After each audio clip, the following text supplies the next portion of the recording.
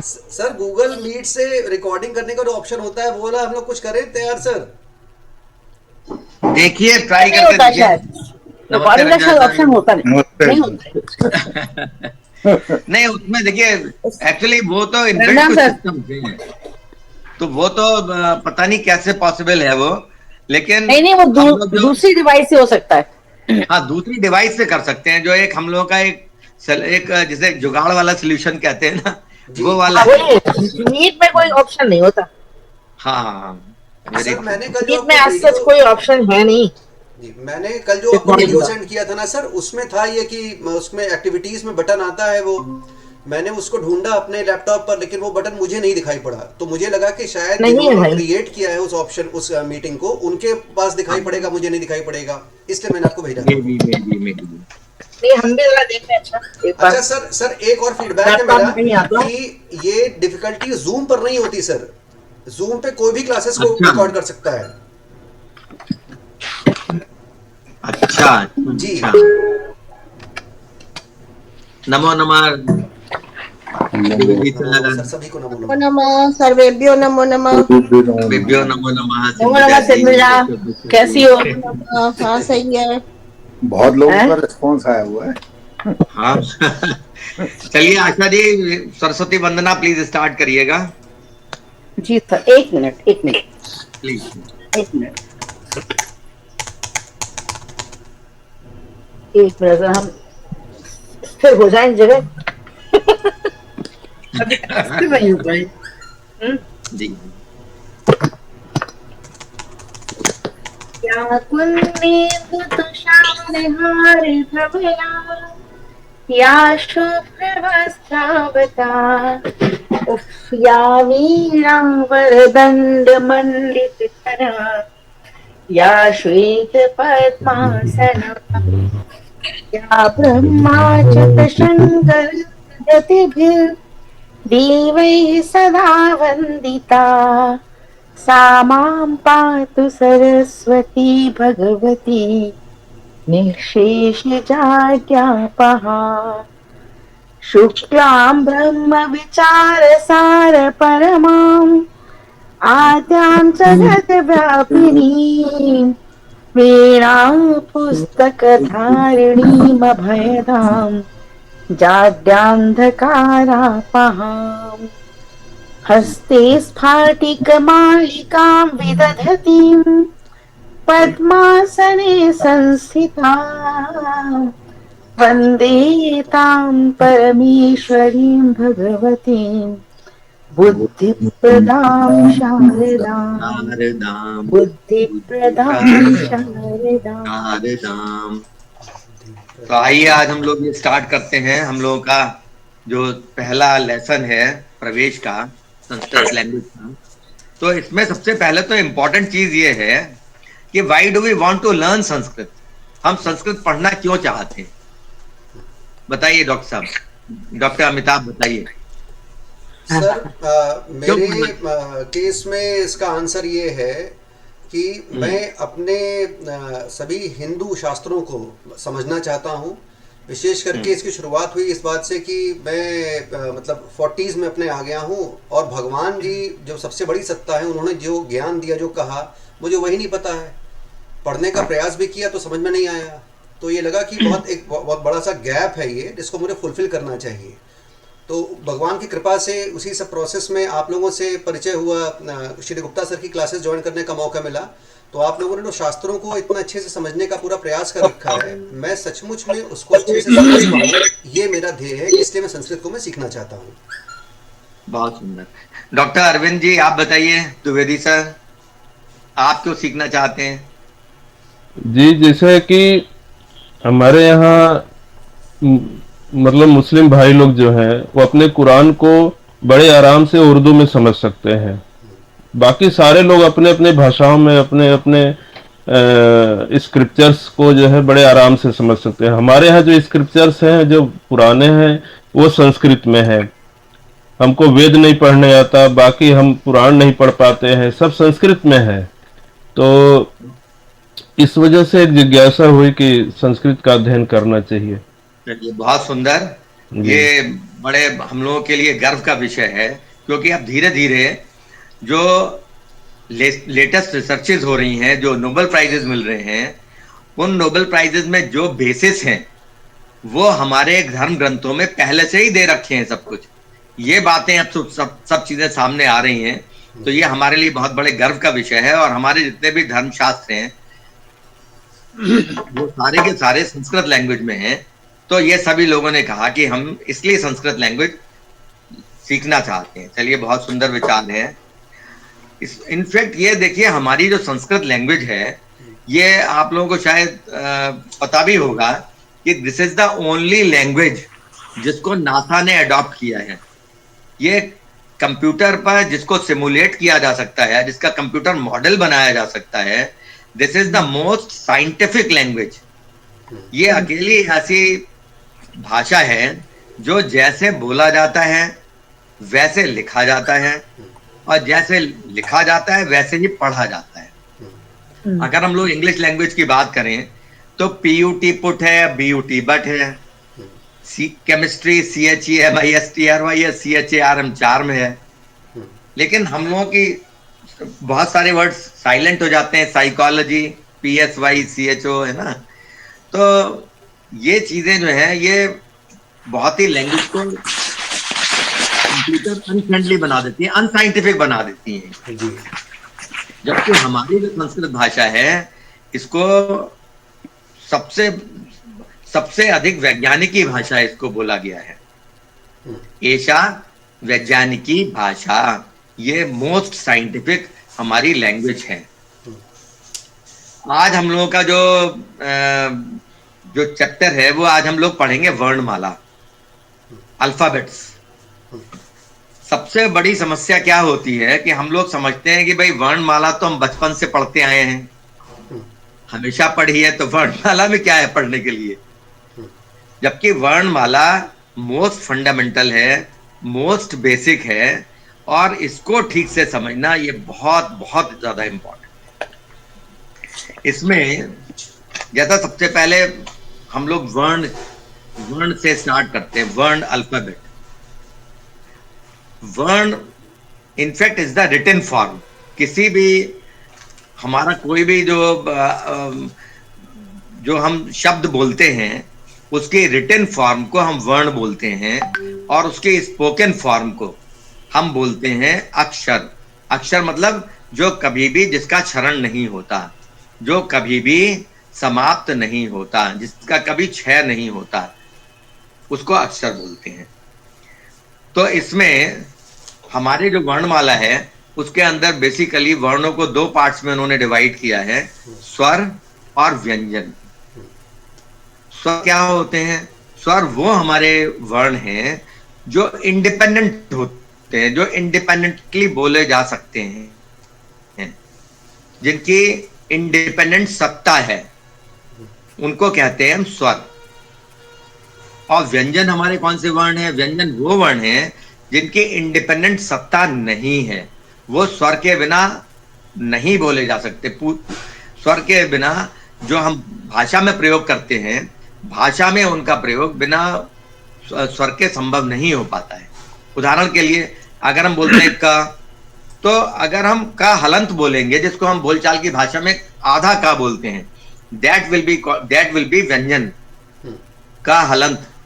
अगर हम संस्कृत लैंग्वेज में बोलेंगे या हिंदी लैंग्वेज में भी बोलेंगे तो उसको का हलंत या बोलचाल की भाषा में आधा का ऐसा बोलेंगे। लेकिन जब उसके अंदर अ मिल जाएगा, ह्रस्व अ मिल जाएगा, तो वो का पूरा हो जाएगा। जैसे कबूतर का, तो उसमें का पूरा होगा। तो वो स्वर प्लस व्यंजन मिलके बना हुआ, व्यंजन प्लस स्वर, ये इंपॉर्टेंट चीज है। अब आइए हम लोग देखें कि स्वर कितने हैं, व्यंजन कितने हैं, इनके बारे में हम लोग आज थोड़ा सा स्टडी करते हैं। देखिए पेज नंबर, जिन प्रवेश की बुक है सब लोगों के पास या नहीं है? वैसे तो उसमें बुक में भी डाल दिया था हमने PDF फाइल उसकी। प्रथम पेज नंबर 5 खोल लीजिए। पेज नंबर 5 पर देखिए वर्णमाला दिए हैं, स्वर दे रखे हैं। PDF फाइल में आप चाहे तो खोल भी सकते हैं। जी जी जी। है सबके पास में या नहीं है? किसी को कोई प्रॉब्लम तो नहीं आ रही है? नहीं, मेरे पास तो है, हमने रजिस्ट्रेशन भी करा रखा था। अच्छा है, ठीक है, वेरी गुड। तो इसमें देखिए स्वर के हमारी जो लिस्ट है उसमें है स्वर 3 तरीके के होते हैं, ह्रस्व, दीर्घ और प्लुत। जो हमारे स्वरों की लिस्ट है उसके अंदर छोट आ इ ई री लुरी, ए आई ओ औ, अंग आ जो है वो बेसिकली स्वर के अंदर नहीं आते हैं, हालांकि बुक में दे रखे हैं, लेकिन ये स्वर के अंदर नहीं है। ये हमारा ओ औ तक है। अब ह्रस्व, दीर्घ और प्लुत क्या होते हैं? ह्रस्व तो जब हमने बोला, जिसको हम हिंदी बोलचाल की भाषा में बोलते हैं छोटा आ, दैट इज ह्रस्व। और टेक्निकली जितनी हमारी हार्ट रेट का एक हार्ट रेट में टाइम लगता है, उतने टाइम तक अगर हम उसको बोलते हैं तो देन इट इज ह्रस्व। अ अ तो ये हमारा हो गया ह्रस्व। जब हम बड़ा आ बोलते हैं, यानी कि दीर्घ आ बोलेंगे, आ, उसमें हमारी 2 बार जो हमारी हार्ट बीट होती है, उसमें जितना टाइम लगता है उतने टाइम तक अगर बोलेंगे, दैट विल बी दीर्घ आ। और उसी को अगर हम थोड़ा सा एक्सटेंड कर दें, मिनिमम जिसके अंदर 3 आ जाती हैं, 3 हार्ट रेट्स, तो वो आ जाता है प्लुत आ। जैसे ओम, हम लोग ओम का उच्चारण करते हैं, ओम, तो दैट इज प्लुत। वो हमारा उच्चारण हो जाता है प्लुत के अंदर। अब देखिए कितनी इसके अंदर साइंटिफिसिटी है। जैसे मोर बोलता है तो प्लुत स्वर में बोलता है, तो इसको इनहेरेंट हमारे जो ऋषिगण थे उन्होंने इसके अंदर अपने यहाँ अडॉप्ट किया इसको, और उन्होंने इसको वो बताया इसको कि प्लुत, बाकी किसी वर्ल्ड की किसी दूसरी लैंग्वेज में ये प्लुत नहीं है। ये चीज हमारे यहाँ इनहेरेंट है, ये हमारी इस लैंग्वेज के अंदर। अब इसके अंदर थोड़ा सा ये बताने का है कि देखिए अ, जिसको हम बोलचाल की भाषा में छोटा आ बोल रहे हैं, छोटी ह्रस्व आ, ह्रस्व ई, ह्रस्व उ और ह्रस्व री, ये जो 4 वर्ण हैं इसके अंदर ह्रस्व भी होते हैं, दीर्घ भी होते हैं और प्लुत भी होते हैं। यानी आ के साथ आ, दीर्घ और प्लुत ये दोनों भी होंगे। ई के साथ ई, ये भी होगा। तो इसमें तीनों फॉर्म्स होंगे, अ, ई, उ, री, इसमें तीनों फॉर्म्स होंगे। ठीक है। नेक्स्ट हमारे ये जो वर्ण है ए, आई, ओ, औ, जी बताइए डॉक्टर सर अमिताभ। इसमें आप म्यूट हैं। Sorry sir. सर इसमें हाँ ये किताब में ना जो री और मतलब 2 वाला वो बना हुआ है, 1 वाला बना हुआ है, तो वो हाँ मुझे एक तो उसका सही प्रोनाउंसिएशन मुझे सिखा दीजिए सर। दूसरा ये है कि क्या वो किताब में उल्टा हो गया है क्या, क्योंकि नहीं नहीं, सही लिखा हुआ है। अच्छा हाँ, उल्टा हो गया है, सही कह रहे हैं आप। री जो है सिंगल जो घुंडी कहेंगे हम, हाँ वो पहले आनी चाहिए, और डबल घुंडी जिसको हम बोलेंगे वो बाद में आनी चाहिए। जी जी जिसको हम बोलचाल की भाषा में छोटा री बड़ा री बोलते हैं, तो छोटा री जो है वो तो सिंगल घुंडी आएगी उसमें, जी और री उसके अंदर डबल आएगा। ठीक है। ठीक है सर। इसका उच्चारण कैसे करेंगे, मतलब वो री और री ऐसे ही है या कुछ और करना है उसमें? उसका री और री करके ही है। जब आप भगवत गीता वगैरह पढ़ेंगे या और शास्त्र पढ़ेंगे, हाँ तो उसमें आता है जैसे पितरीन, हाँ है ना? जी तो पितरीन में डबल री है वहां। पितरीन जब आप पहले अध्याय में देखेंगे तो वहां पितरीन आया है, तो पितरीन में देखिए डबल री है वहां पर, तो उसको पितरीन यानी दीर्घ स्वर में बोलेंगे आप उसको, दिस इज दीर्घ, ठीक है ना? सर इसमें और ये वाला जो होगा, ये जैसे ऋषि, ठीक है ऋषि, तो ठीक ये है जो है सिंगल वाला आएगा आपका। जी या आ, आप बोल सकते हैं ऋषभ भ्रातृ, नहीं, ऋषभ ऋषभ बोल सकते हैं, या भ्रातृ, पर हाँ। भ्रातृ, भ्रातृ में जो तरह सिंगल आएगा भ्रातृ, जी तो इस तरीके से हम लोग बोल सकते हैं। सर, तो इनमें जो है हमारे एक उसमें एलिमेंट ऑफ कंफ्यूजन सर अभी ये भी है मुझे कि हम लोगों को नॉर्थ इंडिया में मतलब इस तरफ इधर की बेल्ट में सिखाया जाता है, उसका उच्चारण है जैसे कि र पर छोटी ई, ठीक है ना, मतलब री, उस तरीके से है। साउथ इंडिया महाराष्ट्र वाले उसको रू करके बोलते हैं, अक्षरधाम मंदिर में वो रू रू बोलते हैं बार बार, है ना। वो फॉल्टी प्रोनाउंसिएशन है, वो त्रुटिपूर्ण है सर। वो लोग कहते हैं कि हम लोग का त्रुटिपूर्ण है, इसीलिए मतलब डाउट इसीलिए तो है कि सही है क्या फिर वो। जब हम लोग संस्कृत लैंग्वेज पढ़ेंगे तो एक एक चीज क्रिस्टल क्लियर हो जाएगी कि वो उच्चारण त्रुटिपूर्ण है। जैसे गा के नीचे री लगी हुई होती है, गृह।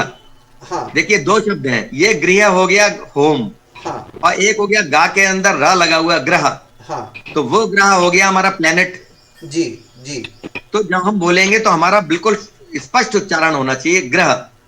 तो ग्रह के मतलब ये है कि हम प्लेनेट की बात कर रहे हैं, और गृह की अगर हम बात करें गृह, तो हम बात कर रहे हैं घर की, होम। जी जी, ये इंपॉर्टेंट है। ये देखिए, तो वो लोग तो ये उच्चारण की ये शुद्धता, ये केवल हमारी संस्कृत भाषा में है और किसी भाषा में नहीं है। हाँ सर, लेकिन जैसे हम अगर लोग कोई इसके अलग कोई उच्चारण करता है, जैसे बहुत जगह पे होते हैं, तो इवन हम लोग की कंट्री में ये अलग अलग जगहों पे अलग अलग तरीके से उच्चारण करते हैं, तो वो त्रुटिपूर्ण है, इसमें कोई संदेह वाली बात नहीं है। गृह ही सही है, गृह नहीं। जैसे जैसे सर अभी हम जैसे साउथ में हैं, तो यहाँ पर हर एक शब्द के साथ में एक एच लगने की आदत है। हाँ, right, very true, very true. Sita, वो सीता है, विजय था है, मतलब वो ता में एक हाथ हीरा सा छुपा होता है। लिखते इंग्लिश में टीएच है, बोलते भी टीएच ही है। वो विजय था, बोलते भी टीएच है। मतलब अगर कोई साउथ इंडियन आपको अपना नाम लिख के सीता अगर सीता देंगी तो टीएच ए लिख के देंगी, ऐसा ही टीएच है। हाँ, ऐसे ये है सीता रमन। जैसे हमारा नाम लिखा जाता है यहाँ पर, जैसे हमने श्रीवास्तवा बोला तो श्रीवास्तवा है वो एक्चुअली। हाँ, टीएच ए लिख के देंगे साउथ इंडियन भी है, तो मुझे कहना पड़ता है भाई मेरा नाम टीएवी है, वो श्रीवास था नहीं है, वो ता है।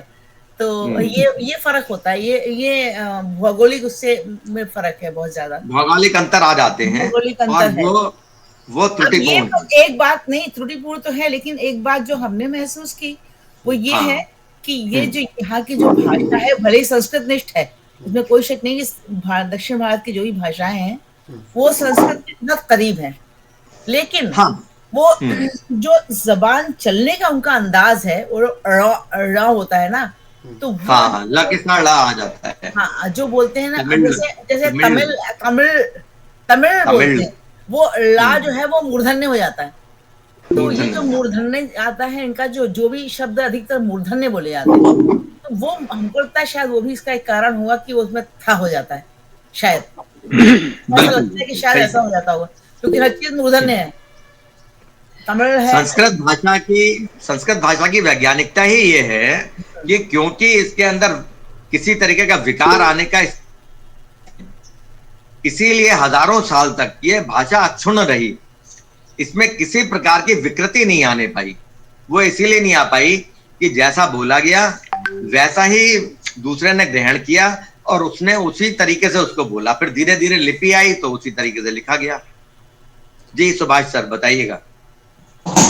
जी साहब, ये जैसे एक संस्कृति हम लोग बोलते हैं, और कई बार हमने उच्चारण देखा है कि बड़े मूर्धन्य लोग संस्कृति बोलते हैं। इसका देखिए जो सही उच्चारण है संस्कृत, जो भाषा अगर हम बोलते हैं क्री, का के नीचे जब री लगी है तो उसका उच्चारण होगा क्री, वो क्र नहीं होगा, संस्कृत नहीं होगा, संस्कृत नहीं, क्र नहीं, कृति। जैसे संस्कृति बोलते हैं, मैंने कई बार देखा लोग बोलते हुए, वो त्रुटिपूर्ण उच्चारण है। संस्कृति, जिसको हम कल्चर कहते हैं, वह संस्कृति है, संस्कृति। और जी ठीक है, क्योंकि ये कई बार ऐसा देखा कि बड़े मूर्धन्य लोग संस्कृति बोलते हुए देखे। वो कभी कभी अनजाने में हो जाता है, लेकिन अगर हम मान लीजिए 1% कि अगर हमसे कभी कोई गलती होती है, लेकिन अगर वो जानबूझ के होती है तो हम हमेशा उसको रेक्टिफाई करने की तरफ उसके अग्रसर रहेंगे। तो हमें पता होना चाहिए क्या चीज सही है। बिल्कुल ठीक है। सर र तो जैसे ये जो सर जी एक तो जैसे व्यंजन वाला र हो गया, हाँ, इसके अलावा 4 प्रकार के र होते हैं, जैसे ट्रक है। वो मैं अभी मैं उस पर आ रहा हूँ, मैं पूरी एक एक करके थोड़ा सा बता तो दूंगा आपको। तो ठीक देखिए है, इसमें ठीक। क्या है कि जो हमारे स्वर हैं, स्वर में ये जो 4 वर्ण हैं, इनमें तीनों कैटेगरीज होती हैं। ह्रस्व भी होता है, दीर्घ भी होता है, प्लुत भी होता है। उसके बाद जो नेक्स्ट कैटेगरी है वो ए आई ओ औ। इनमें ह्रस्व नहीं होता, ये दीर्घ होते हैं या प्लुत होते हैं। कितने हुए ये आपके 4 दूनी 8 ही हो गए। पहले वाले कितने थे? 4 वो थे, 4 into 3 12 हो गए। आ ई उ री, इनमें ह्रस्व भी हैं, दीर्घ भी हैं, प्लुत भी हैं। तो 4 into 3 12 हो गए। नेक्स्ट आइए ए आई ओ औ, इसमें दीर्घ हैं और प्लुत हैं। तो 4 into 2 8 हो गए। और नेक्स्ट एक वर्ड आता है लरी। ये लरी हम लोग की ला के नीचे री लगी हुई, ये नॉर्मली बोलचाल की भाषा में हम लोग यूज नहीं करते हैं, लेकिन ये वेदों में, भगवत गीता में भी यूज नहीं हुआ है लरी, लेकिन वेदों वगैरह में इसका प्रयोग होता है लरी। और इसमें भी जो है, इसमें भी या तो ह्रस्व होता है लरी या प्लुत होता है, इसका दीर्घ नहीं होता। तो 1 into 2 ये हो गए। तो स्वर कितने हुए हमारे? 12 + 8 + 2 22। जो कुल स्वरों की संख्या हुई वो हुई हमारी 22। क्लियर? सर ये 22 गिनती कैसे आई, इसको प्लीज फिर से एक बार बोल दीजिए, मैं पकड़ नहीं पाया सर। अ ई उ री, हाँ ये 4 वर्ण, 4 जो स्वर हैं, ये ह्रस्व भी हैं, दीर्घ भी हैं, प्लुत भी हैं। ठीक है 4 into 3 12। सर, एक सेकंड, 4 into 3 12 जी। ठीक है। हाँ ए आई ओ औ, ये हमारे कैसे हैं? दीर्घ हैं और प्लुत भी हैं। जी तो नहीं होते ये। ठीक है तो 4 into 2 8 हो गया ये। जी जी। और री हमारा या तो ह्रस्व होगा या प्लुत होगा, ये दीर्घ नहीं होता। ल पर वो जो बना हुआ ला के नीचे री की मात्रा, ला के नीचे री की मात्रा, इसके लिए सर क्या स्पेशल बता रहे हैं?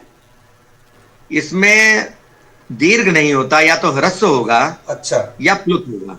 ठीक है जी सर, सर एक सेकंड प्लीज, दीर्घ नहीं होगा, या हाँ, तो ह्रस्व या प्लुत है। ह्रस्व होगा या प्लुत होगा। मैं डाल दूंगा इसका एक आपका पूरा इसका बना हुआ रखा हुआ है, मैं इसको ग्रुप में डाल भी दूंगा इसको। ठीक है। तो ये 1 into 2, ये 2 ये हो गए। जी जी। ये कितने हो गए? 12 + 8 + 2 कितने हुए? 22। 22। हाँ। तो जो हमारे ये स्वरों की संख्या हो गई, ह्रस्व, दीर्घ और प्लुत मिलाकर, ये हो गई 22। ठीक है जी सर जी। अब आइए आप व्यंजन पर। व्यंजन का क्या, व्यंजन की क्या बेसिक उसकी परिभाषा है? व्यंजन की अपनी स्वतंत्र सत्ता नहीं होती, वो बिना स्वर के पूर्ण रूपेण नहीं बोला जा सकता। अब ऐसे तो हम आधा का करके बहुत सारे शब्द आते हैं, इनमें आधा का होगा, आधा खा होगा, लेकिन वो व्यंजन के रूप में होगा। यानी अगर हम व्यंजन शब्द अगर हम प्रयोग करते हैं, तो व्यंजन का अर्थ ही ये है कि वो हलंत है, माइंडेड। हलंत का अगर हम बोलचाल की भाषा में बोले तो उसका अर्थ यह है कि वो आधा है, आधा का, आधा खा, आधा पा। अगर हम केवल व्यंजन शब्द प्रयोग कर रहे हैं तो उसका अर्थ यह है कि हम हलंत शब्द के बारे में बोल रहे हैं, आधे शब्द के बारे में बोल रहे हैं जी। अब व्यंजन जो है, देखिए ये हमारे 5 वर्गीय व्यंजनों का ग्रुप है। एक है उसके अंदर कवर्ग। अब ये भी इसकी भी वैज्ञानिकता है। जितने भी कवर्ग के हमारे व्यंजन है वो सब कंठ से, कंठ है, का, खा, गा, घा, या, इनको हम बोलते हैं कंठ, जो कंठ से बोलेगा। चवर्ग के जो हैं च, छ, ज, ज, या, ये जब भी हम बोल रहे हैं तो ध्यान रखिए ये सब हलंत हैं ये, क्योंकि व्यंजन के बारे में हम बात कर रहे हैं। व्यंजन का अर्थ ये है कि वो आधे हैं, वो हलंत हैं, ठीक है जी। तो चवर के जितने भी हमारे व्यंजन हैं ये हमारे ये तालु से बोले जाते हैं, पैलेट तालु से, इनको तालव्य बोलते हैं इनको। फिर नेक्स्ट आता है टवर्ग, टवर ट ठ ड ढ ण, ये बचपन में हम लोगों ने पढ़े हैं, ये कहलाते हैं मूर्धन्य। अच्छा, जैसे तवर्ग त थ द ध न, ये दंत कहलाते हैं, दांत, दांत से बोले जाते हैं। त हमारी जो जीभ है वो दांत से लगती है, इसमें त थ द ध न दंत कहलाते हैं। पवर्ग प फ ब भ म, ये ओष्ठ कहलाते हैं, जो ओठ से बोले जाते हैं। हमारी जो जीभ है वो ओठ से लगती है, ओष्ठ कहलाते हैं ये। अब देखिए कवर का जो क ख ग ग ग, ये देखिए ग जो है इसको कभी कुछ अंगा कोई बोल देता है, कोई ना बोल देता है, कोई कुछ बोल देता है। जी जी डॉक्टर अमिताभ सर, दो क्वेश्चन है। एक तो व्यंजन के साथ में उन्होंने आनी लगाया हुआ है, तो शायद ये व्यंजन आदि, शायद ऐसा कुछ होगा। देखिए ध्यान रखिए, जब हम व्यंजन शब्द बोलते हैं, हाँ, व्यंजन का अर्थ ही ये है कि वो हलंत है, बोलचाल की भाषा में वो आधा है, ठीक है। उसकी इंडिपेंडेंट सत्ता नहीं है। जी सर। ठीक है सर, व्यंजन का अर्थ ही है, जब भी हम व्यंजन शब्द प्रयोग करेंगे कहीं पर भी आगे भी, तो उसका अर्थ ही ये होगा कि वो हलंत है, ठीक वो है आधा है। ठीक है सर। तो उसमें एक्चुअली मेरा क्वेश्चन ये है सर, पहला वाला, कि हाँ। व्यंजन के साथ में उन्होंने आनी लगा करके लिखा हुआ है व्यंजनानी, और स्वरा में स्वरानी नहीं लिखा हुआ है, तो ऐसा क्यों है सर ये? वो अब आप धीरे धीरे जब आगे पढ़ेंगे तब फिर आएगा। व्यंजन शब्द जो है वो नपुंसक लिंग शब्द है, इसलिए व्यंजनानी आया है। फलम फले फलानी, जब आप आगे पढ़ेंगे तब आएगा ये। तो व्यंजन तो हो गया, बहुत सारे व्यंजन ये बहुवचन में प्रयोग हुआ है। और स्वराहा प्रयोग करेंगे, जैसे रामा रामऊ रामाह करते हैं प्रयोग, स्वराहा बहुवचन में आएगा स्वराहा, तो वो उसका क्योंकि पुल्लिंग शब्द है। पुल्लिंग है सर वो, अच्छा। तो ये हम लोग धीरे धीरे आगे बढ़ेंगे तब आएंगी ये सब चीजें। और सर एक और क्वेश्चन और है देखिए, सर। हाँ बताइए सर, ये जैसे आपने उसका इंग्लिश में बताया कि तालु को पैलेट कहते हैं, उसी प्रकार से मूर्धा को क्या कहते हैं सर? मूर्धा जो हाईएस्ट पॉइंट है, एग्जैक्टली मुझे ध्यान नहीं है क्या बोलते हैं उसको। अच्छा, मैं देख के बताऊंगा आपको कि इंग्लिश में क्या कहते हैं उनको। जी जी ठीक है जी। नहीं तो सर, अब ये वो देखिए- जब मैं बोलूं कुछ, हाँ प्लीज प्लीज तो बताइए। मूर्धा उसे बोलते हैं जब आप बोलते हैं तो एक जबान एक जगह पर लगती है पायलट में, एक पायलट के पीछे भी एक जगह है, पायलट के जस्ट पीछे, हाँ उसका नाम क्या वो है है? मूर्धा, वो है मूर्धा। मूर्धा के मतलब आप ये समझ लीजिए, जो हमारा ये जो सिस्टम है ना, ये जो हमारे सेरेब्रल सिस्टम है, इसमें जो हाईएस्ट पॉइंट आ रहा है, जब हम पहले यहाँ गले में जब जीभ लगती है, तो जो बोलने का हमारा गले का वाला उसमें हाईएस्ट पॉइंट पे लगती है, तभी तो मूर्धन्य पंडित बोलते हैं किसी को। जी। मतलब जो हाईएस्ट लेवल का पंडित है, मूर्धन्य पंडित। मूर्धन्य मतलब हाईएस्ट, ठीक है सर। जो हमारा ये सिस्टम है उसका हाईएस्ट पॉइंट। ठीक है।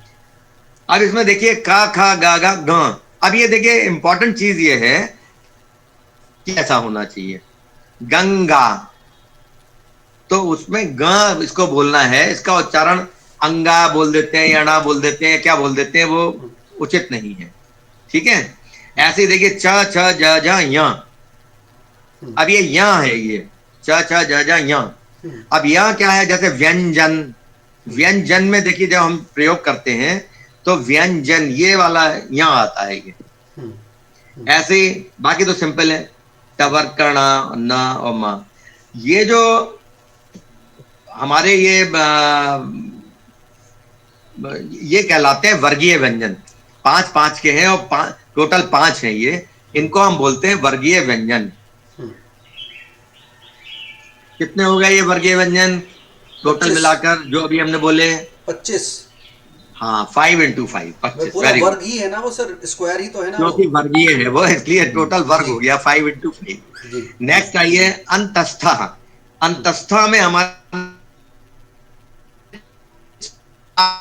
ल और व, ये अंतस्था व्यंजन कहलाते हैं।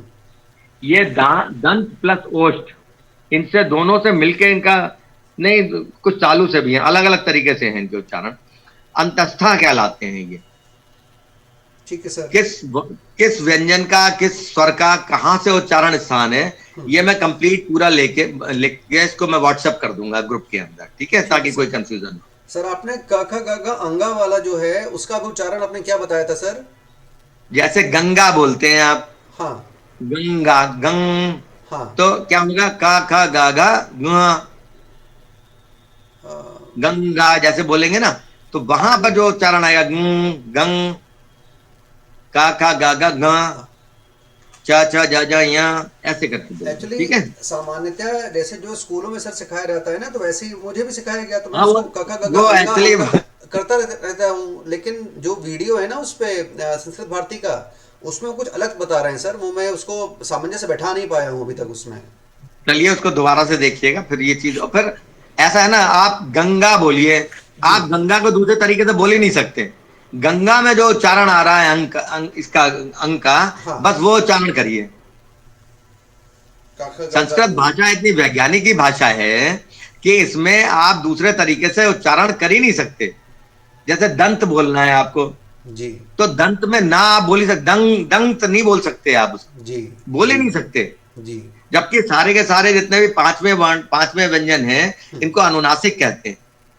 तो अनुनासिक व्यंजन का वो उच्चारण ऑटोमेटिकली होगा। ठीक है सर। जी चलिए, जी सर। अब ये अंतस्था हो गया। नेक्स्ट आता है उष्माणः। श जो हमारा तालव्य है, जो तालु से बोला जाता है, 3 तरीके के श होते हैं, श, स और षटकोण वाला श। तो स जो सिंपल वाला होता है वो तो सीटी वाला सा कहलाता है, उसको हम बोलते हैं दंती सा। एक शाह होता है जिसको तालवी शाह बोलते हैं, जो हमारे शरीफे वाला शाह कहलाता है, जो हम लोगों को पढ़ाया गया था बचपन में, शरीफे वाला शाह, वो होता है तालवी शाह। अब तीसरा शाह होता है जो षटकोण वाला शाह होता है, वो हम लोग बोलते हैं उसको मूर्धनी शाह। तो इसमें जो ये तीनों तरीके के शाह हैं, श, श, स और ह, ये चारों कहलाते हैं, चारों व्यंजन कहलाते हैं उष्माणः। तो 4 हमारे अंतस्थ हो गए, 4 उष्माण हो गए। ये दोनों मिलके कितने हुए? 8 4 + 4 8 हो गए ना जी। 25 हमारे वर्गीय व्यंजन हो गए थे जी। 25 + 8 क्या हुए? 33 हो गया ना 33। जी सर जी। जो व्यंजन अब तक हम लोगों ने पढ़े, जो अयोग वहा आते हैं, अयोग वहा हमारे 4 जो कैटेगरी के व्यंजन हैं उनको हम अयोग वहा बोलते हैं। कौन कौन से हैं वो? एक तो है उसके अंदर जो जिसको हम लोग अनुस्वार, दूसरा आता है विसर्ग, जैसे अह, आ के आगे हमने बिंदी लगा दी, अह। ये सब मैं डाल दूंगा राइटअप, आप लोग इसके लिए बहुत चिंता ना करें, मैं पूरा राइटअप डाल दूंगा। नेक्स्ट है सर वो तो जिह्वा मूल्य। हम बताइए सर, अयोगा के पूरा नाम तो बोल दीजिए। अनुस्वार, विसर्ग। सबसे पहले तो अनुस्वार आ गया, जी। आप पे अंक की बिंदी, मतलब ये डेमोन्स्ट्रेशन के लिए है। हाँ अनुस्वार। दूसरा है विसर्ग, आह। हाँ नेक्स्ट है जिह्वा मूल्य। जिह्वा मूल्य क्या है? जो जीभ के मूल से बोला जाए, तो उसमें आते हैं बेसिकली आपके का और खा। अब का और खा तो हमारे ऑलरेडी पहले ही आए हुए हैं जी। आप देखिए व्यंजन जो हमारे वर्गीय व्यंजन हैं उसमें क और ख पहले से ही आए हुए हैं। यहाँ पर जो क और ख हैं हमारे, ये उच्चारण की दृष्टि से आते हैं। इसमें कुछ विशेष स्थितियां आती हैं जब उनका उच्चारण डिफरेंट। ठीक है। उपद मानिए में हमारे आते हैं प और फ, इनका भी उच्चारण की दृष्टि से अंतर आता है। जैसे हम लोग भगवत गीता में श्लोक है, त्वमादि देवः पुरुषः पुराणः। क्षमा करिए, आवाज कट जा रही है। लेकिन जब हम इसको, आवाज कट जा रही है। अब आ रही है आवाज? हाँ सर, मतलब बीच में चली गई। अब आ रही है? जी आ रही है। जी, अच्छा, अगर ना आ रही हो तो मैं ये लगा लूं फिर ये। शायद ठीक हो रहा है सर, नहीं कह अब अब आवाज क्लियर आ रही है? कोई प्रॉब्लम तो नहीं है? हाँ, आ मैं रही। पास कर लेता हूँ इसको। आ रही, बीच बीच में कट रही थी वैसे। अच्छा अच्छा, चलिए अब मैं करता हूँ। तो इसमें क्या होता है, जैसे हम लोग भगवत गीता का श्लोक आता है भगवत गीता में, शायद 11वें अध्याय में है, त्वमादि देवः पुरुषः पुराणः तमस्य विश्वस्य परम निधानम। तो क्या होता है कि पुराणः, पुरुषः पुराणः, विसर्ग के बाद में प आया, उसमें क्या होता है कि उसमें उच्चारण थोड़ा डिफरेंट हो जाता है, हालांकि उसके भी नियम है, वो कैसे होता है। तो पुरुष पुराणा करके बोल देते हैं उसको, तो उच्चारण की दृष्टि से अंतर आ जाता है। और इसको हम हमारे उपदमानीय है, ऐसे क और खा में प्रयोग करना होता है, जो हमारे वेदों के अंदर प्रयोग किए गए हैं, जो भगवत गीता के अंदर नहीं है, वो एक अलग विषय है।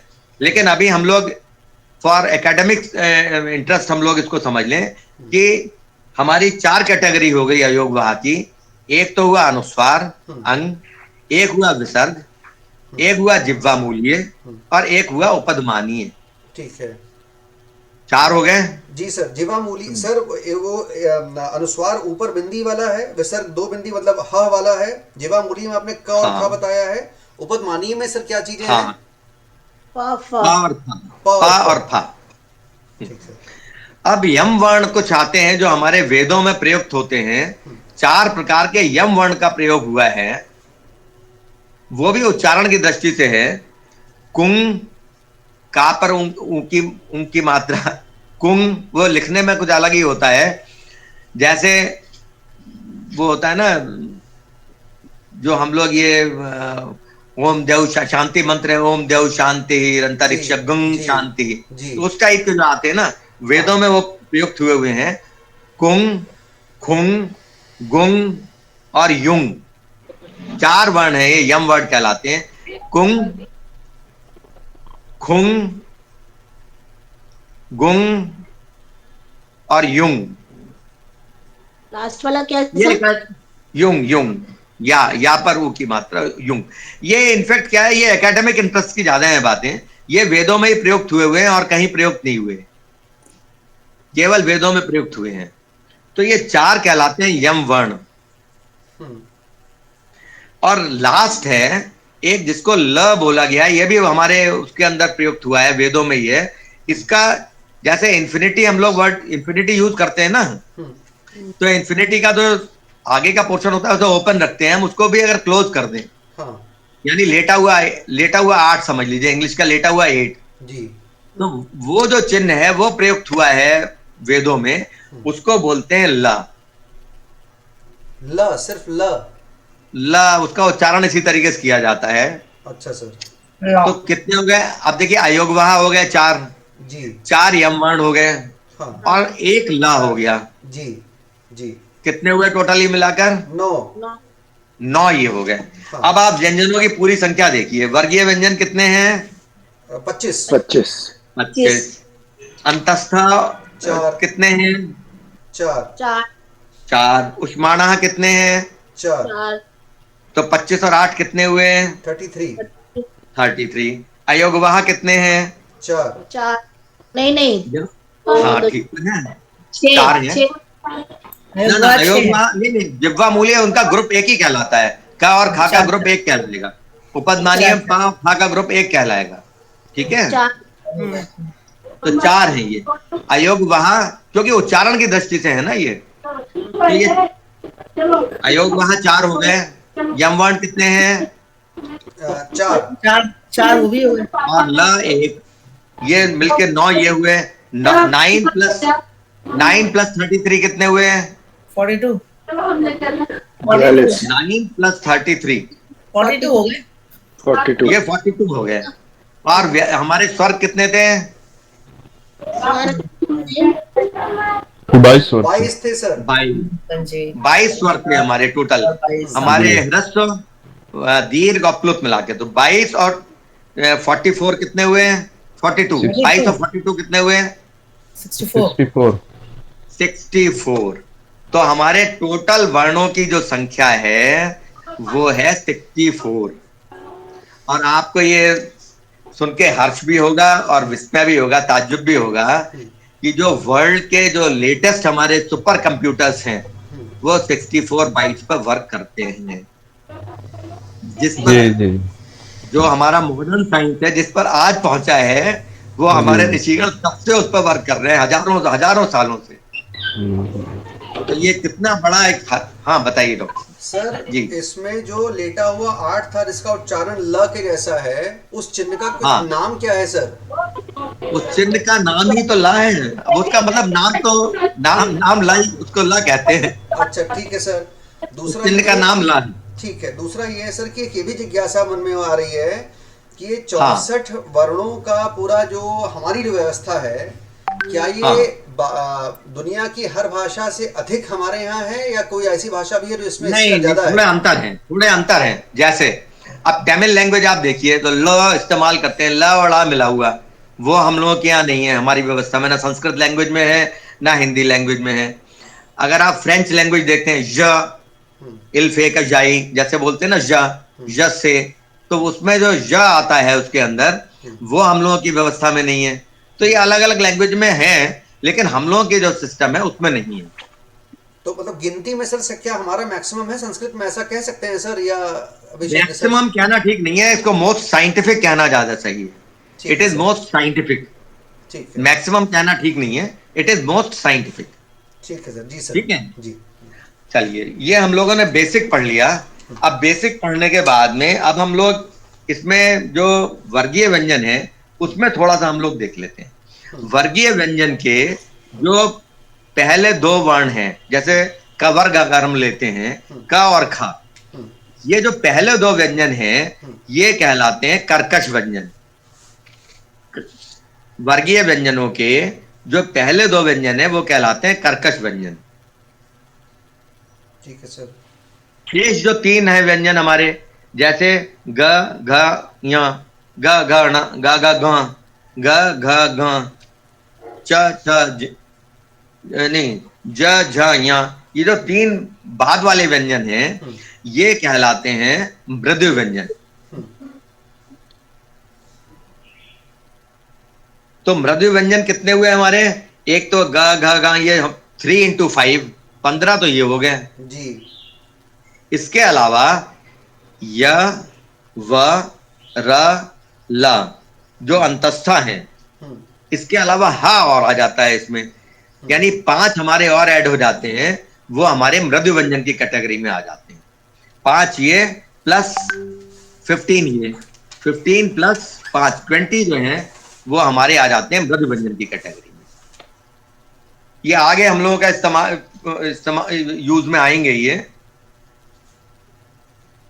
एक बार दोबारा बताएं।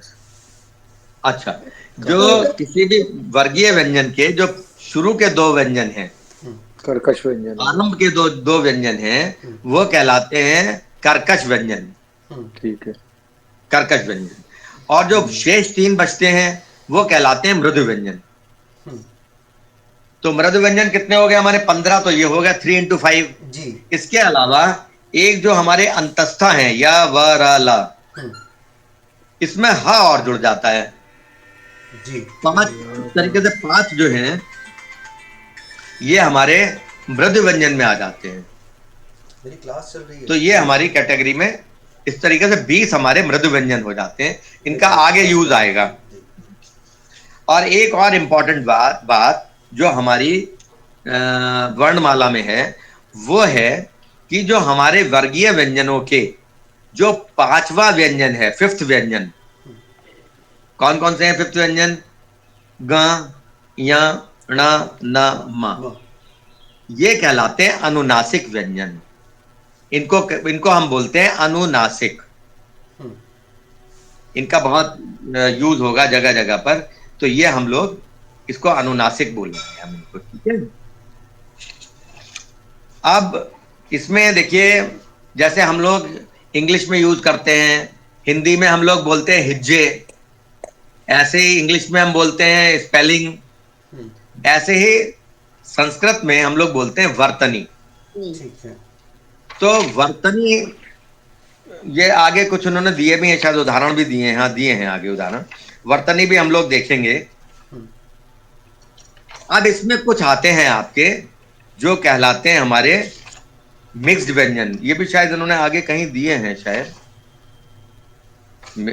जिनको कहते हैं संयुक्त अक्षर। संयुक्त अक्षर में मेनली हमारे एग्जाम्पल के लिए हैं, जैसे हम लोग बोलते हैं क्षत्रिय वाला श, क्षत्रिय। तो क्षत्रिय में क्या होता है कि उसमें क हलंत प्लस श हलंत, ये दोनों मिलके ये बन जाते हैं श, क्षत्रिय। इसका उच्चारण बहुत सारे लोग कहते हैं क्षत्रिय करते हैं, कोई जैसे क्षमा बोल देगा, क्षमा बड़न को चाहिए, उसका शुद्ध उच्चारण है क्षमा, क्षत्रिय। जैसे धर्म क्षेत्रे कुरुक्षेत्रे, का भी उसमें टिन जाना चाहिए, धर्म क्षेत्रे कुरुक्षेत्रे समवेतायुत्सवः। तो शुद्ध उच्चारण में हमें ध्यान रखना है कि हमें ये चीजें हैं। ऐसे ही दूसरा आता है जो एक कॉमन गलती है बोलने में, जैसे हम लोग बोल देते हैं ज्ञान, जा और होता है ना ज्ञान, तो वो वास्तव में आधा हलंत जा प्लस या, ये दोनों मिलके ज्या बनते हैं, उसका शुद्ध उच्चारण ज्या, हलंत जा। ये भी मैं इसमें राइट अप में दे दूंगा, इसको भी लिख के, हलंत जा प्लस या। यहाँ के मतलब जब हम यहाँ बोल रहे हैं तो ये भी यहाँ हलंत है, ये माइंडेड, तो ज्या जो बनेगा इसमें वो भी हलंत बनेगा। तो जब हम ज्ञान शब्द बोलेंगे तो ज्या का अर्थ हुआ ये हुआ कि ज्या में बड़ा आ, जिसको हम दीर्घ आ बोलेंगे, वो उसमें एडेड है, ठीक है। शतरंज्ञ, हाँ शतरंज, शतरंज, शतरंज। इसको सर ज्या बोला जाए कि ज्ञा बोला जाए? इसमें ज्ञा बोलना त्रुटिपूर्ण है, क्योंकि हलंत जा और ये दोनों मिलके बनते हैं, तो ये उतना शुद्ध नहीं है। लेकिन एक किसी स्टेज पे जाके दोनों की आवाज, दोनों की स्वर एक जैसे मिलने लग जाते हैं, तो इसलिए कभी कभी हमने बहुत विद्वानों को भी देखा है कि वो ज्ञा करके बोल देते हैं, लेकिन वो ऐसा बोलते हैं तब कि उसको आइडेंटिफाई करना मुश्किल हो जाता है, ज्ञा है या ज्या है ये, क्योंकि एक लेवल ऐसा आ जाता है क्योंकि आप कभी ऐसे विद्वानों को सुनिए तो उसमें आइडेंटिफाई करना मुश्किल पड़ जाता है, क्या बोलेंगे वो ऐसा कि वो आइडेंटिफाई नहीं हो पाता ठीक से वो। लेकिन शुद्ध उच्चारण इसका, क्योंकि हलंत जा और यहाँ मिला हुआ है, तो शुद्ध उच्चारण इसका ज्या है। जहां कहीं व्याकरण में भी आगे हम प्रयोग करेंगे इसका, तो हम हलंत जा और यहाँ का ही प्रयोग करेंगे, ज्या के। हाँ डॉक्टर साहब। सर इन चारों को, सॉरी इन तीनों को, क्षत्रज्ञ को, संयुक्त व्यंजनों को हम अपनी उस लिस्ट में जोड़ेंगे नहीं सर, 64 जो हुआ था? ना ना ना ना ना ना ना, ये तो आपके मूल से बने हुए हैं ना।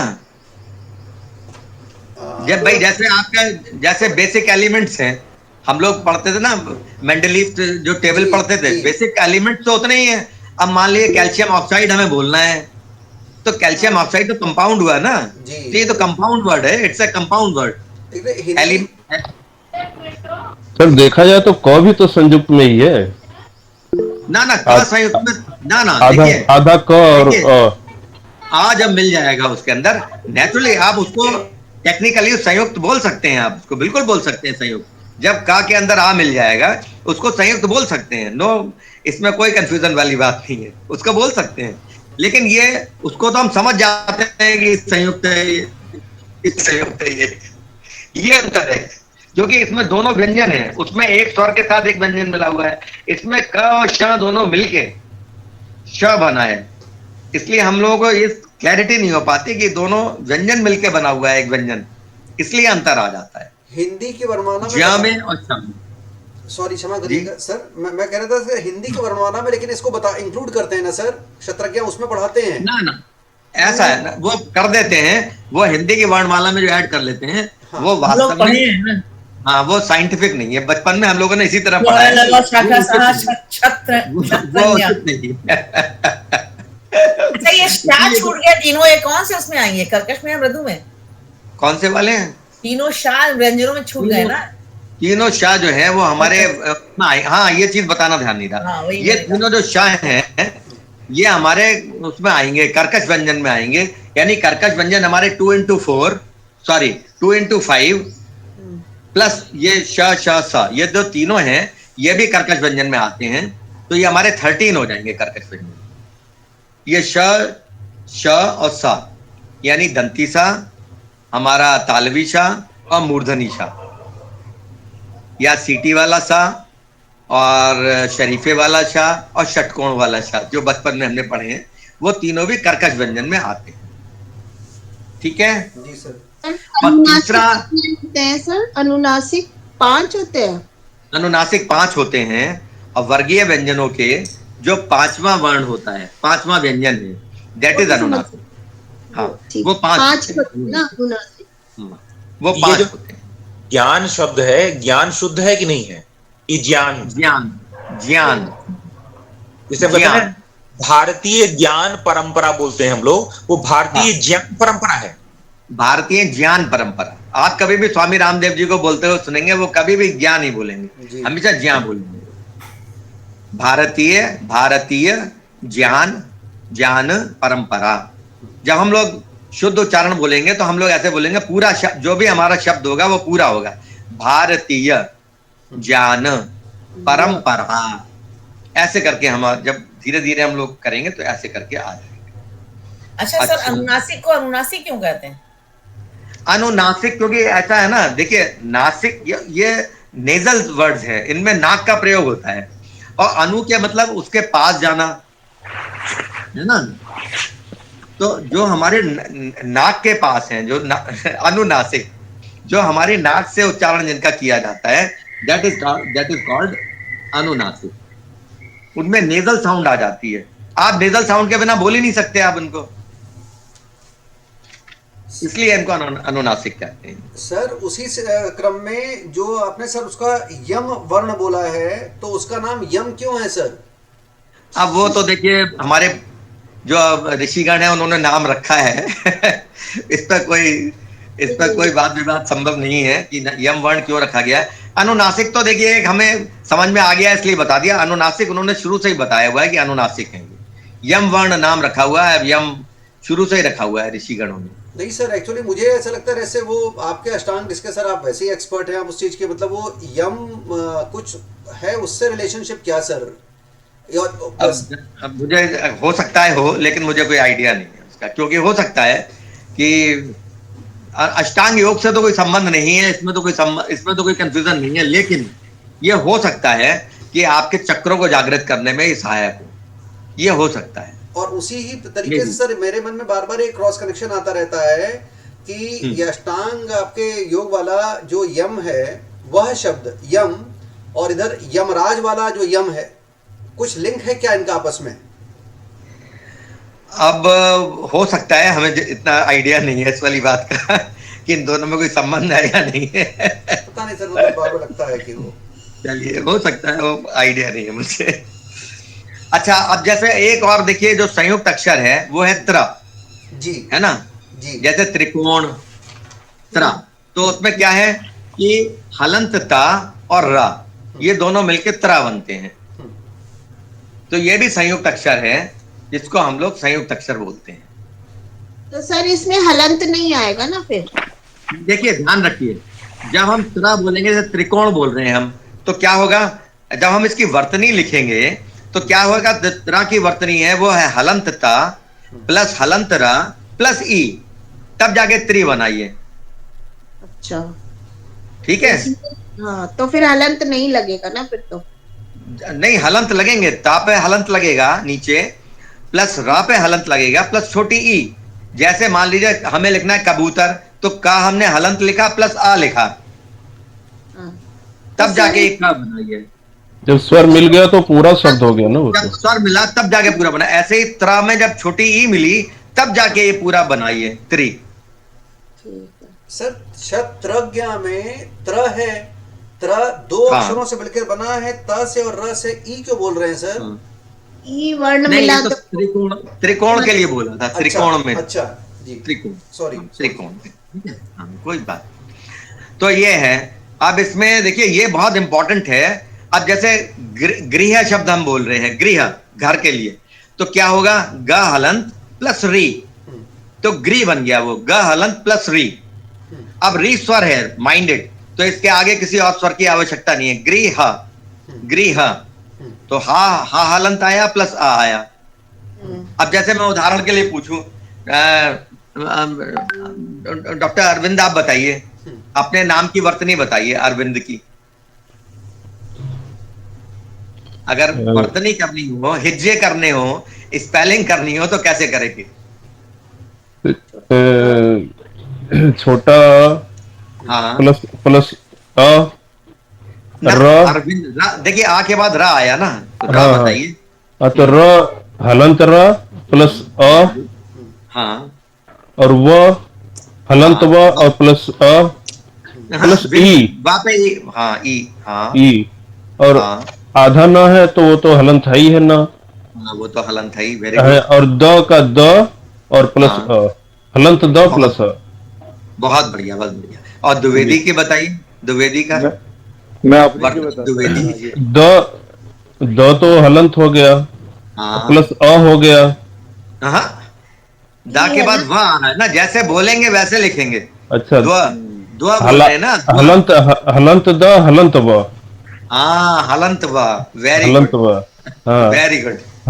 और व हलंत और प्लस अ, ए नहीं ए है, हाँ, ई है, व, द्वि हाँ, व हलंत व और प्लस ए, ना, द्विवेदी है ना, द हलंत प्लस ब हलंत प्लस छोटी ई, ह्रस्व ई, छोटी छोटी, जी जी, ह्रस्व ई, हाँ प्लस, ह्रस्व ई, हाँ और व हो गया हलंत प्लस हाँ छोटा ए, हाँ छोटा ई, वेरी गुड, और, ह्रस्व ई, और हाँ जी, और द हलंत प्लस हाँ अ हाँ प्लस छोटी, हाँ, दी, बड़ी, दी हाँ दी, द बड़ी, द प्लस द पे बड़ी, द जी, हलंत प्लस बड़ी, उसमें आ नहीं आएगा। हाँ, जैसे हम लोग लिखते हैं कि दा लिखा फिर दा पे डंडा लगाया, वो नहीं है, द हलंत प्लस बड़ी दी, अच्छा, द हलंत प्लस बड़ी, द हलंत प्लस बड़ी दी, जैसे जी, हम लोग बोलेंगे एग्जैक्टली उसी मैनर में हम लोग लिखेंगे वर्तनी करेंगे, और उसी जे- तरीके से हम पढ़ेंगे उसको। हाँ, मैं जी बताता जी हूँ ये सर, तीनों राजेंद्र चीजें, तीनों चीजों में टोटल सिंक्रोनाइजेशन होना है, राजेंद्र का एब्सोल्यूट, बताता हूँ। एब्सोल्यूट ठीक है, सिंक्रोनाइजेशन। ठीक है, यही ना? राजेंद्र का बताता हूँ मैं। हाँ बताइए बताइए। रा हाँ रा हलंत, राइट, रा हलंत प्लस हाँ हा बड़ा हाँ, वेरी गुड, हलंत हाँ जहलन हाँ हाँ, क्या नहीं आ रही। जा हलंत, जा द हलंत, हलंत प्लस ए, हलंत प्लस दा हाँ हलंत प्लस ना रा ना, जा हलंत। हलंत के बाद ए, राजेंद्र है ना, जी, रा देखो सबसे पहले रा बनेगा, रा कैसे बना, रा हलंत प्लस बड़ा रा, उसके बाद हाँ क्या आ रहा है, जा जेंद्र, जे जा आ रहा है, जा हलंत हाँ ए, प्लस ए, बड़ी बड़ी प्लस ए, जे, जा हलंत प्लस ए, छोटा ये, छोटा ए वही ह्रस्व ए। हाँ, नेक्स्ट ना कितना है, आधा है, तो क्या होगा, ना हलंत। हलंत, और द्रा कैसे लिखेंगे, द्रा बताओ, द्रा कैसे लिखेंगे? हलंत रा हलंत ना दा रा हलंत नहीं, द्रा आप बोल रहे हैं, बोल पहले क्या रहे हैं, दा बोल रहे हैं ना, द्रा में पहले दा बोल रहे हैं ना, तब रा बोल रहे हैं, तो द्रा पहले आएगा, द्रा, और फिर द्रा रा- पहले आएगा। राजेंद्र, अब देखिए कितने, अब देखिए को ध्यान दीजिए, राजेंद्र, हम लोग ये समझते हैं दा के नीचे, दा में वो लगी हुई है, रा लगा हुआ है, इसमें क्या है कि दा तो आधा है और रा पूरा है, माइंडेड, दा तो आधा है, दा तो हलंत है और रा पूरा है, रा में हलंत आएगा प्लस आएगा, राजेंद्र, दा, वैसे भी आप देखिए बोल के देखिए, तो आप दा आधा बोलेंगे, रा पूरा बोलेंगे। तो यही वैज्ञानिकता है हमारी भाषा की, संस्कृत भाषा की, कि जैसा हम बोल रहे हैं आइडेंटिकल वैसा ही लिखेंगे और वैसा ही हम लोग उसको पढ़ेंगे। और इसी प्रथा के अनुसार, ये श्रुतियों से, ये चलती चली आई परंपरा से, और ये हम लोग इसको अक्षुण रही, हजारों सालों तक अक्षुण रही। बाकी सब देखिए भाषाओं के अंदर विकृति आई है और इस तरीके की चीजें आई हैं, लेकिन इसमें हम लोगों के नहीं आई है। इसमें देखिए बाकी तो हम लोग बुक से पढ़ेंगे, बुक में डाल भी दिए, इसको पढ़ लीजिएगा, कहीं कोई दिक्कत आए तो इसमें देख लीजिएगा। मैं बेसिक्स मैंने सारे के सारे समझाने की कोशिश की है। संयुक्त अक्षर संबंधी दोष इन्होंने बताए हैं। अच्छा, एक जैसे उन्होंने ये बताया पेज नंबर 8 पर कि अब जैसे ये देखिए जो हम लोगों की चर्चा चल रही थी ना पेज नंबर 8 पर, जैसे कृष्ण बोल देते हैं लोग, कृष्ण, कोई कृष्ण बोलता है, कोई कृष्ण बोलता है, जबकि जो सही उच्चारण है वो है कोई कृष्ण बोल देता है, कोई कृष्ण बोल देता है, जबकि सही उच्चारण है कृष्ण। का के नीचे री, क्री, जैसे गा के नीचे री, ग्री, का के नीचे री, क्री, कृष्ण, कृष्ण। क्री धातु भी है ना सर? क्री धातु भी है, क्री करणे होती है, जी, करोति कुर्ता कुर्वन्ति उसमें आता है कर्म में, जी, तो क्री धातु भी है। जी, लेकिन यहाँ जब उच्चारण की दृष्टि से हम बोलेंगे वो भी है, वो समास की दृष्टि से आता है। कर्षणम करोति यह स कृष्ण, जो आकर्षित करता है वो कृष्ण है। तो वो अब हम लोग आगे पढ़ेंगे उसको। तो का के नीचे री जब होगा तो हम उसको क्री प्रोनाउंस करेंगे, हम उसको क्री। ये उच्चारण के उन्होंने दोष दिए हैं, जैसे यजमान को जजमान बोल देते हैं लोग बाग, योग को जोग बोल देते हैं, योग को योगा बोल देते हैं। योग को योग बोलना भी गलत है, योग जब हम पूरा बोलेंगे तो योग को हमारा उच्चारण कैसा होना चाहिए, योग, गा के अंदर आ मिला हुआ है, माइंड इट। योग को योगा बोलना भी गलत है, योग योग योग सही शुद्ध उच्चारण है, योग बोलना भी सही नहीं है। जो हम जो जनता बोल देते हैं हम लोग, जनता, ना आधा थोड़ी है उसके अंदर, जनता बोल देते हैं। जनता जब हम बोलते हैं तो हम लिखेंगे भी उसको आधा ना, माइंड इट, क्योंकि हमारे माइंड से माइंड वैसे बन जाता है ना हमारा कि भाई ये तो ऐसा है।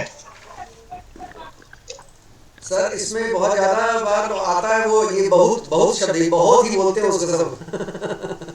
बहुत तो ठीक है, बहुत सर बोलने में बहुत ज्यादा, मतलब हाँ राइट राइट, हाँ राइट राइट राइट। तो वो गलत सलत बोल देते हैं उसमें। तो हमें ये धीरे धीरे समझ में आने लगता है कि हम गलती कहाँ कर रहे हैं जी। फिर हमारा उच्चारण दोष धीरे धीरे दूर होता है और हम उस हिसाब से हम लोग इसको आगे हम लोग पढ़ेंगे। और जैसे यम में बोलते हैं लोग, जबकि यम ए है जी सर, इन्होंने एम में किया है जी। हाँ वो थोड़ी है, तो एम ए बोलना चाहिए, एम में थोड़ी होता है, एम में क्या होता है। हाँ तो यम ए। डॉक्टर अमिताभ आप बताइए अपने नाम की वर्तनी बताइए, वर्तनी, इसका जो शुद्ध उच्चारण है वर्तनी जी सर बताइए। हलंत हलंत नहीं होता, आई एम सॉरी, वो तो स्वर ही है, प्लस हलंत म प्लस छोटी ई प्लस हलंत त प्लस अ। नहीं हलंत आ गया दीर्घा, अमिताभ। अच्छा ठीक है जी जी, तो दीर्घा जी, हलंत त फिर प्लस बड़ा दीर्घ अ, मतलब आ, फिर प्लस हलंत भ प्लस ह्रस्व अ। बहुत सुंदर, बहुत बढ़िया। तो ये धीरे धीरे हम लोग पंकज का बताइए। हाँ पंकज का बताइए, कौन बोलिए, कौन बोलेंगे? अमिताभ जी पंकज का बताइए। बताइए। अच्छा सर जी, जी प हलंत प प्लस ह्रस्व अ ना पंकज। अब आप देखिए इसमें थोड़ा सा एक फैलेसी आ जाती है, क्योंकि देखिए का आ रहा है, पा के बाद में क्या हो रहा है कि का आ रहा है, तो इसमें जो अनुस्वार आएगा वो हमारा का वर्ग का अनुस्वार आएगा, पंकज। जो हम लोग हिंदी में लिख देते हैं ना, पा के ऊपर अंक की बिंदी और पंकज लिख देते हैं, या गा के गंगा लिख देते हैं, गा के ऊपर अंक की बिंदी गंगा, वो त्रुटिपूर्ण है। कायदे से, जैसे पंकज अगर हमने लिखा तो पंकज में पा के बाद ये वाला अंग आएगा जो गंगा में हम ठीक से लिखते हैं, ये जो अनुनासिक है ना गंगा का, वो वाला अनुनासिक हम लिख लेंगे पंकज। तो पा मतलब पंकज में कैसे लिखेंगे? पंकज में हम लोग कैसे लिखेंगे? पाहलंत प्लस आहलंत प्लस अंग जो है ये वाला आएगा, देखिए ये वाला आएगा, ये जो कवर का जो ग है ना, कावर ये का आएगा। पांचवा। कवर का पांचवा, और ये हलंत आएगा, माइंडेड, अच्छा, ये हलंत आएगा, अनुनासिक हलंत। अनुनासिक हलंत आएगा ये। प्लस उसके बाद में क्या आएगा? उसके बाद में हमारा का जो है हलंत आएगा, उसके बाद आ जाएगा, ये का पूरा हो गया पंक, ज में ज हलंत प्लस हलंत। ठीक है, ठीक है। इस तरीके से हम लोग लिखेंगे। डॉक्टर सुभाष बताइए आप अपने नाम की वर्तनी।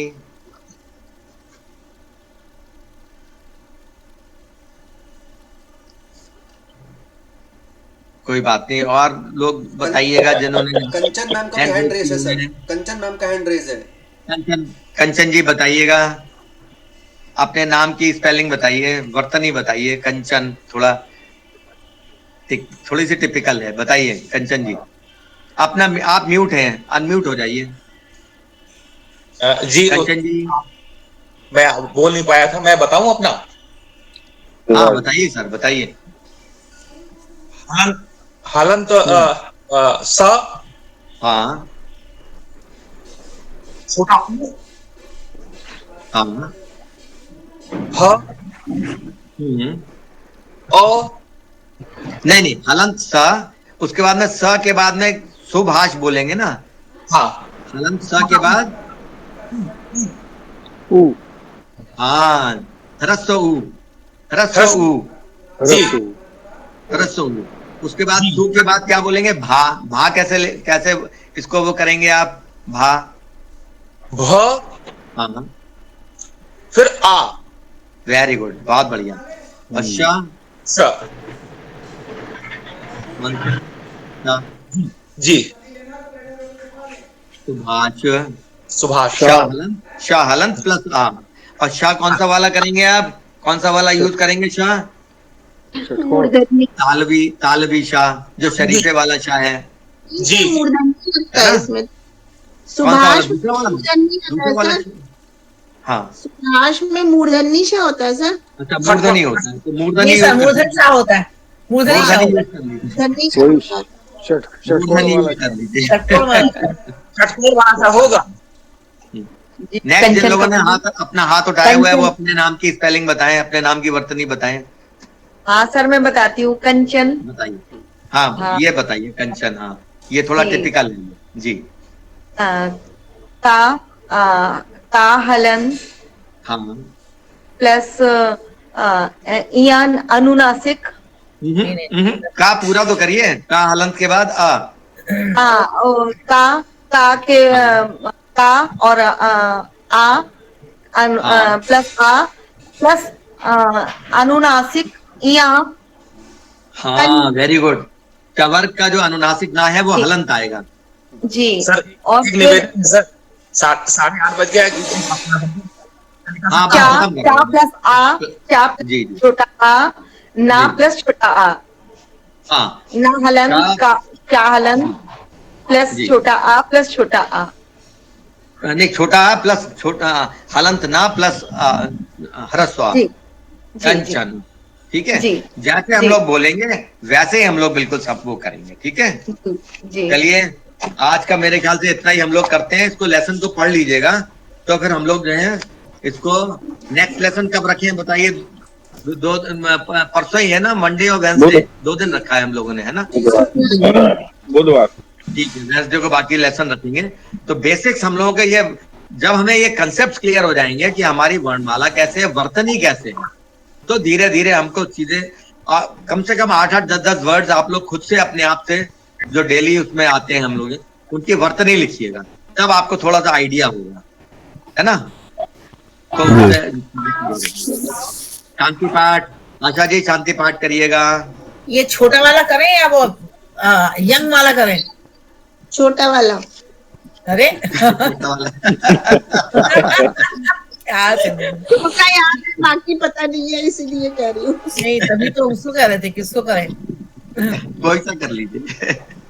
सही करते हैं, सिंगा बड़ा वाला करते हैं उसको। चलिए, उसको बड़ा। इसमें यंग आया ना, इसलिए मुझे याद आ गया है। हाँ, वो स्पष्ट होना चाहिए ना थोड़ा। बिल्कुल जी। ओम द्यौः शान्तिरन्तरिक्षं शान्तिः पृथिवी शान्तिरापः शान्तिरोषधयः शान्तिः वनस्पतयः शान्तिर्विश्वे देवाः शान्तिर्ब्रह्म शान्तिः सर्वगुण शान्तिः शान्तिरेव शान्तिः सामा शान्तिरेधि। ओम शान्तिः शान्तिः शान्तिः। नमो नमः सद्गुरुभ्यो नमो नमः। नमो नमः सद्गुरुभ्यो नमो नमः। नमो नमः। प्रणाम प्रणाम। धन्यवाद सर। सर आपको धन्यवाद नमो पढ़ाने के लिए सर। नहीं, बड़ा आनंद आएगा आपको, धीरे धीरे देखिए।